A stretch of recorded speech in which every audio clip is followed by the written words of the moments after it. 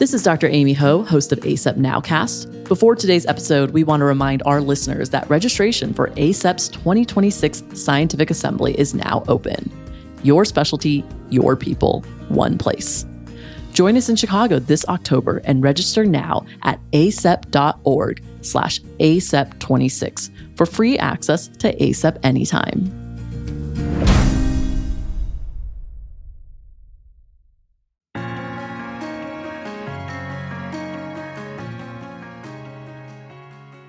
Ryan Stanton here with ACEP Frontline, and today joined is the Ryan and Ryan Show. He's the one that I get nervous every time I'm in a federal government affairs meeting and they're like, Ryan, give us an update. I'm like, I'm not ready. Oh, not me. So talking with Ryan McBride, who is with our DC staff and kind of the head cook and bottle washer of many of our DC efforts. So welcome to the podcast. Thank you. Appreciate it. I would say I asked for Mike's permission, but I didn't. Cross that bridge when we get there, I suppose. The Oops All Ryan's podcast. Yeah, the Ryan. Mike's not invited. He's not a Ryan. First, kind of give us a background on yourself, because ACEP was not your first hurrah in DC. You were this is part of the reason you are so good at what you do, is because you've walked the walk up there in DC. Yeah, I've been on both sides of it. So the reason I finally stuck in DC after a handful of internships in undergrad and grad school was I ended up coming out to DC, packed up my car to go work for Congressman Joe Heck of Nevada's 3rd District, who was an emergency physician. He was also a DO, and after I left the Hill, I went to go work for the American Osteopathic Association, and then after being at the AOA for a few years, there was an opportunity that came up here at ACEP, and I'd worked with ACEP for a long time. I haven't been on the Hill, I was sitting on the other side of all the LAC meetings, and I just knew it was a great organization and like the opportunity to work for emergency physicians, and so here I am. I can't get away from the stuff I tried, is what I always tell people. Yeah, but I still remember you coming on very relatively early in my career as an emergency physician. So, we have very passionate physicians, and Sandy was actually talking about that during a session this morning, about emergency physicians kind of being anywhere and everywhere, kind of involved in every piece. There's not much of healthcare that does not in some way touch emergency physicians and our patients, or impact our physicians and our patients. So kind of talk about the opportunities and challenges that you face being in DC as the federal government representation of 38,000 members. Absolutely. I think there's two pieces of this, right? One is that emergency medicine, in terms of advocacy, is a double-edged sword, right? I think one of the greatest advantages we have is that you all get your hands in absolutely everything. One of the challenges is that you all get your hands in absolutely everything. Mm-hmm. So, our challenge is to do what you all do, but for policy, to triage and figure out where are our priorities, right? We can do a lot of different things, and our members, they have a lot of different passions and a lot of different interests that I think is very unique among any other physician specialty too, right? I think there are some other physician organizations that will narrow down on one core issue or their main issue, whether that's reimbursement or they have some particular niche thing that they're trying to get through. But for emergency medicine, it's literally all over the place, right? And we deal with a lot more committees. We deal with a lot more members, I think, than a lot of other associations do. So again, challenge is focus. Look at what are ACEP's advocacy priorities that are established by our council and set by the Federal Government Affairs Committee that we have, approved by the board. And we've kind of tiered those out into tier 1, 2, 3 priorities. So that helps us figure out where is the bulk of our advocacy going to go. And then the other thing is we're also sort of limited by what Congress has their attention span focused on at any given moment, right? In a lot of cases, Congress will be very focused. Opioids is a good example, right? Addressing the opioid and substance use disorder epidemic was a huge priority for Congress a few years ago. And they had passed this absolutely massive comprehensive bill.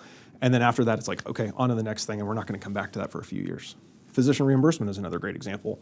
MACRA, the Medicare Access and CHIP Reauthorization Act, that got rid of the old flawed SGR formula where we had these massive, 20%, 25% payment cliffs every few months, every year. Congress passed that law, and then they hadn't touched MACRA or even thought about it again at the congressional level for more than 7 years, I think it was, before they even came back to it once. So we are sort of at the mercy of whatever Congress is working on. The other challenge too, I think, is that emergency physicians, I think, are trained to address problems quickly and then move on to the next thing, right? For Congress, movement is slow. Most bills, if they ever do get passed, take 4 or 5 Congresses. That's 10 years before they ever get signed into law.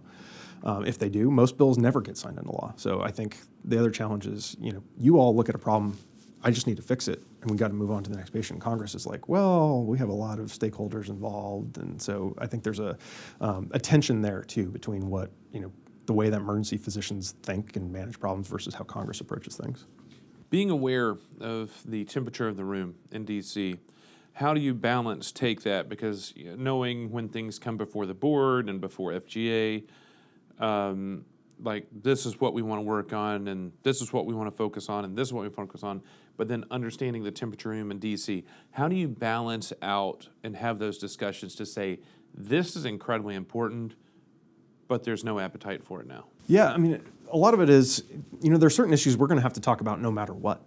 And even if Congress is sort of sick of hearing about it, they don't, if I never had to go in and tell another member of Congress that we're going to please stop the cut for the end of this year. Yeah, they're just freaking stop cutting. Yeah. That's the easiest way to do it. That would be a huge quality of life improvement, Yes. right? But we have to talk about it. And Congress gets sick of it. They're sick of we hear from the docs every single year. It's like, well, we're getting cut every single year. And not everybody is like that, right? Hospitals get an inflationary update, and other Medicare providers have some sort of market basket or inflationary updates in there. So why are physicians, the only people who, by the way, who are providing that hands-on care, they're not a building, they're not some sort of faceless entity.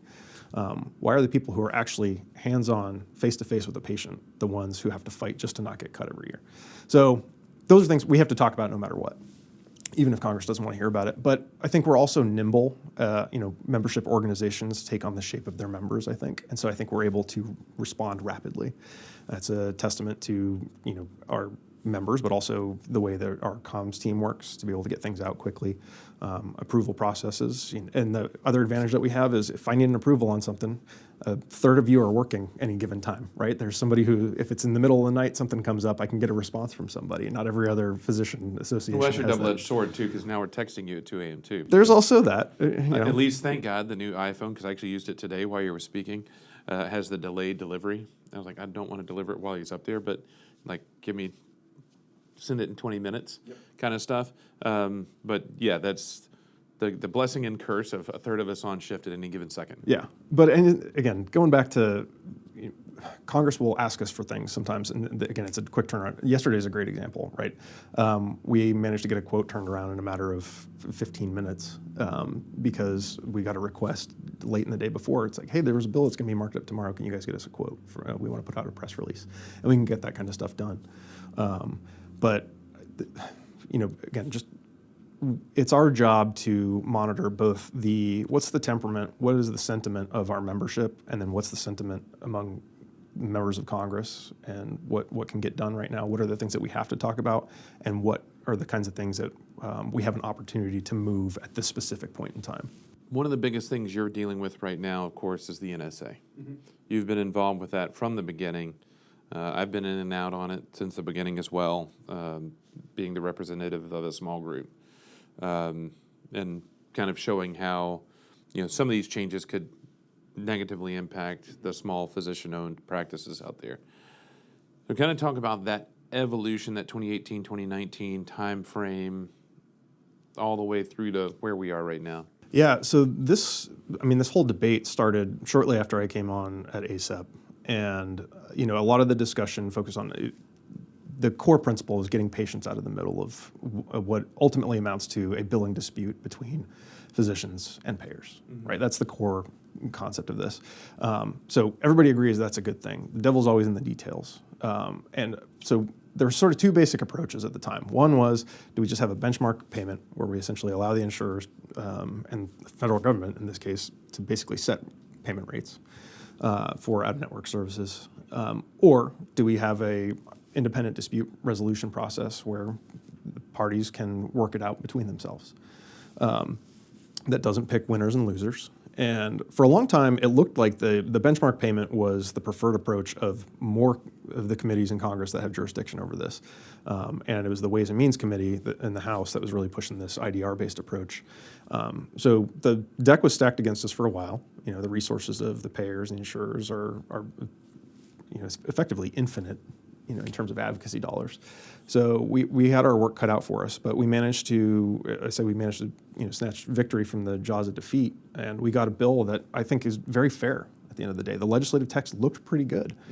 Again, going back to the devil in the details, the regulatory process that occurred over the next few years did not look like what the legislation looked like, did not look like what the statute looked like, and did not represent that. So as a result, you ended up having multiple lawsuits, most of those coming out of Texas, actually, and found in the physician's favor. It said, yeah, the administration is not doing what the statute has said here. And we had just multiple cracks at it. And then finally, we had this independent dispute resolution operations rule, this proposed rule that came out. All the stakeholders responded to it, and then we just heard crickets for the next few years. And that rule was finally released and published just a few months ago. And it lays out a lot of improvements in the process that are critical, right? It lowers the barrier to entry, which is a huge thing for our smaller practices, right? The smaller emergency physician groups that don't have the resources, who've been essentially cut out of the IDR process the entire time that it's existed. Provides more of the information up front so groups can understand what is a state versus a federal issue or a dispute. It just irons out a lot of those errors or challenges that we've seen. But the point is, we're in 2026, right? The law, it was signed in 2020, rules started coming out in 2022. It's never really been allowed to fully go into effect. So there's a lot of complaints about the process, or the insurers will say, this is proof that things aren't working correctly and we have to totally reform the NSA. Or other entities will say, we need to make all these changes. But the law has never been allowed to go into effect the way it was intended. So let's see how this works. Let's actually get this IDR operations rule running. And I think we'll be able to address a lot of those concerns. And really, like I said, bring back the people who have been cut out of this process from the beginning, the smaller groups, where this is a matter of financial life and death, right? And this was one of the things that people have talked about with me is we had the big thing with the state legislation in Kentucky, and we had an entire group that has now joined ACEP because they're like, well, we didn't know that ACEP did this advocacy for physicians. We didn't know you work this hard for doctors. And I think a lot of the work you do in the D.C. office kind of goes unrecognized, especially with the NSA. People don't realize, what that means for a physician's paycheck. And even if you're a salaried physician or have a contracted rate, this does impact your salary. If not now, it will be down the road, or the future of emergency medicine down the road. Somebody says, ACEP and what you do in DC, what it means for the physicians out there, the membership, and even those that aren't members, because it's, everybody, all emergency physicians are going to benefit. Members do have, fair number of other member benefits, but the advocacy, the importance of this fight and what ACEP is actually doing. It's reach, right? It's to me, the individual emergency physician voice is so important, and that's the value of something like the Leadership and Advocacy Conference that we have, where you go in and you meet one-on-one with your member of Congress or their staff and share your stories. But ACEP is the megaphone. We are able to spread that message far and wide, and to have the resources to be able to meet with members of Congress and develop relationships with them every single day, where they start reaching out to us. We're texting back and forth with staff, and they'll ask us for input on legislation. They ask us for support for their bills, or hey, we met with Dr. Stanton the other week and he brought this up. We didn't realize this was an issue. What do we need to fix it? And I look at my job in many ways as kind of a translator, because you all know the hands-on everyday stuff, the clinical side of things, right? And some of you know the policy and get it and understand legislative text, but most emergency physicians don't, and probably don't need to. They've got other stuff they need to worry about. Let us do that, right? So you can share your concerns of what you're seeing every single day, and we can go to members of Congress and translate that and say, this is what they're seeing every single day. This is the scourge of workplace violence that they're affected by, or this is what's going on with the boarding crisis. Here's a way that we can fix that. Here's the specific legislative text or regulation we'd like to see. So that's the value of it. But it's hard because a lot of this stuff, Washington, D.C. can be confusing and opaque for a lot of people, and it's hard to understand advocacy because it's not a tangible thing, right? A law that passes doesn't always have some physical impact that you can see. So communication is key for that. Even though I asked somebody, actually asked Dave McKenzie, who was one of our reimbursement leaders here at ACEP, has since retired. Actually ate lunch with him yesterday, but asked him what it would mean, because I was talking about his career and the time he had. So what would it mean if ACEP did not exist in terms of our reimbursement, advocacy, and work? And he said, well, if you wanted to know what it was like to get paid like primary care, that's what you would be experiencing right now, the $100,000 cut in your pay. And and I think it's important because we are a specialty. We're a specialty that's 24/7, 365. We're not office-based hours. So, for physicians out there, there's an emergency physician when most people are home, most people are on vacation, most people are celebrating a holiday. There are just as many emergency physicians working that day, that moment, that hour than there are every other day of the week and month and year. And it's important to advocate for the access that our people have, and 47% of the population, that's our only access point, is the emergency department. So it's why it's important to be involved, why it's important to be involved with organizational medicine. This morning somebody mentioned that ACEP was the largest EM organization in the country. It's actually the largest EM organization in the world. And why is that important? Because you mentioned the voice is important, and that's what we love is the individual stories. That's what moves the needle on Capitol Hill, is the individual stories that we see with LAC. But what does it mean as somebody who's been on the other side to see an organization representing the specialty? Dr. Hirschon mentioned this earlier this morning, a phrase some people have probably heard before, but if you're not at the table, you're on the menu. And that's always true in Congress because there are so many stakeholders, members of Congress. People complain about access, and even with LAC, we've run into challenges in some years where you can't meet with your member specifically, and you meet with a member of their staff, which in many cases is better in a lot of ways because they know the actual details of the policy. That's the issue they care about. But those schedules are stacked, morning, noon, night. Back to back with meetings. And if you think they're hearing from emergency physicians, they're hearing from anesthesiologists, they're hearing from radiologists, they're hearing from everybody else within the House of Medicine about stuff. They're also hearing from every single hospital. And the hospital is the largest employer in the average member of Congress's district. They carry a lot of sway. They're hearing from insurers and payers, and they're hearing from patient advocates. And that's just within the healthcare space. We're talking dozens and dozens. You have pharma, you've got all sorts of this just within one industry. They're meeting with people in the energy sector. They're meeting with people in the military space. It's about that access and being able to get in and make your voice heard among the larger din, all this noise coming from everybody else and all these stakeholder interests. And members of Congress have to balance all this too. So that's why, relationships are so important. But highlighting the value of emergency medicine and making people realize that the service that you provide to every single one of their communities. There's not a person in the country who doesn't know what an emergency department is or know that it's there. They may not know all the reasons why or the policy implications of that, but intuitively they know it's there. That's because there have been laws, carefully constructed laws that have been put in place to ensure that care is there. So, I think again, you have to be in their ear all the time, and we have to have a presence, and we have to have those relationships, and that happens, not just with the work that we do in Washington, D.C. We're there to keep that going throughout the year, but it's the relationships that you develop with members of Congress for whatever reason, are doing an emergency department tour, showing them the real day-to-day, what it looks like. It's continuing that communication. It's not just one touch point a year. It's, I'm going to go meet with you in your district office, or I'm going to text you about this thing that's coming up, or we're going to host a fundraiser.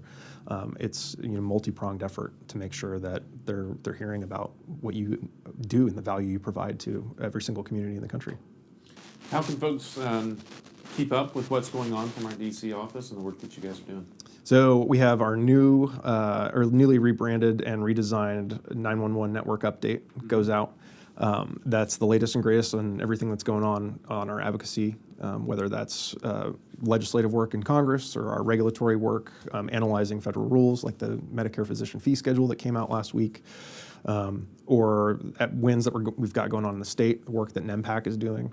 So that comes out. It's a biweekly effort, or we do it a little bit more often depending on what's, if there's a particularly newsy week or something crazy comes up.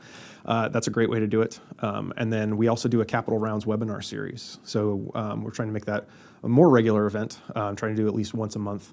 But that is where we get on and go into more detail on things. So we have one coming up, hasn't been scheduled yet, but we're working on that, on the Medicare physician fee schedule, going through here's what you need to know about it, and diving into that into a little bit more detail.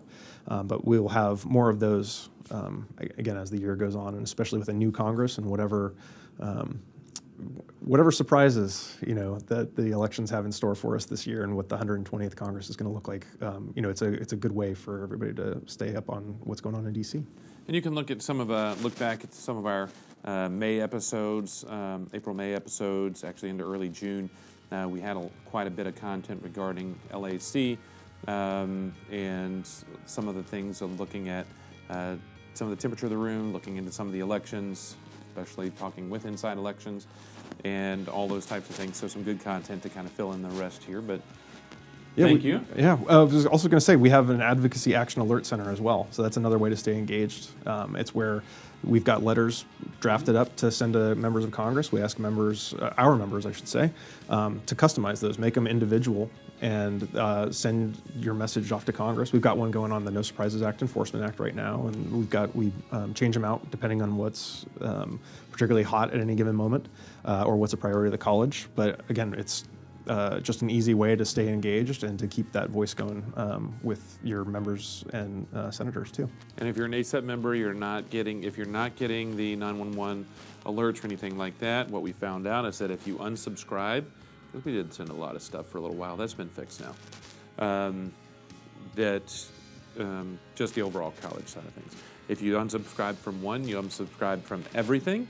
From ACEP. So if you aren't getting those notifications, you aren't getting those alerts, you're not getting those news updates, get online or get in touch with our member services, and make sure that you're getting the information that you need. Mike and his team Mike and Robert have worked very hard at getting down to ensure that the information that is coming out and landing in your inbox is actually of the highest quality and is not overtaxing, but also informing at the appropriate pace. But Ryan McBride with our DC office, I appreciate everything, and thanks for joining us here. Thanks so much for having me. Appreciate it. As for me, contact me, rstanton@acep.org, rstanton@acep.org. Please subscribe to the podcast, share it with your friends, neighbors, and colleagues. Give us a five-star review if you don't mind. That'll help boost us up. And until next time, I'm Dr. Ryan Stanton, and this has been some ACEP Frontline.